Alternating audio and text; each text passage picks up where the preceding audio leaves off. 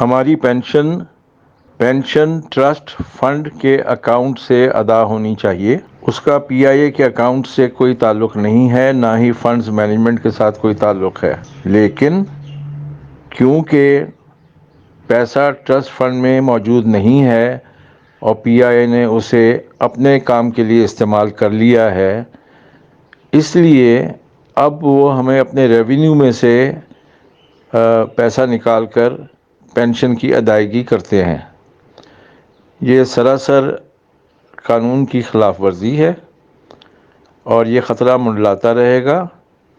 جب بھی accounts freeze ہوں گے پی آئی اے کے کسی اور وجہ سے، ہماری پینشن بھی خطرے میں پڑ جائے گی، اور جب پی آئی اے کی پرائیویٹائزیشن کرنے کے لیے یہ پی آئی اے 2 میں لائبلٹیز کو ٹرانسفر کریں گے تو پینشن جو کہ لائبلٹی دکھائی جا رہی ہے پی آئی اے بکس میں، وہ بھی پی آئی اے 2 کی ذمہ داری ہو جائے گی، اور پی آئی اے 2 کے پاس نہ کوئی سرمایہ ہوگا، نہ ذرائع ہوں گے انکم کے، تو ان کے لیے یہ ادائیگی مشکل ہوگی یا ناممکن ہوگی۔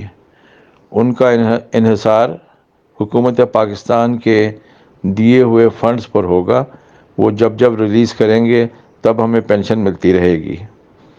یہ صریحاً قانون کی خلاف ورزی ہے، اور پی آئی اے نے اپنے فائدے کے لیے ہمارے ریٹائرڈ امپلائیز کی پینشن یا جو آج سروس میں ہیں ان کی پینشن کو بھی خطرے میں ڈال دیا ہے۔ کھانس کون رہا ہے یہاں پہ؟ تو میں اکیلا ہوں، کہاں سے آ رہی ہے کھانسی کی آواز؟ ارے یہ تو جہاز کھانس رہا ہے۔ شکر ہے کسی نے تو میری آواز سنی۔ کیوں بھائی، کس نے کی تمہاری یہ حالت؟ ہمیں تو اپنوں نے لوٹا، غیروں میں کہاں دم تھا۔ کافی فلمی ہو رہے ہو، تم نے تو بڑوں کو اڑنا سکھایا، خود کیسے تارے زمین پر؟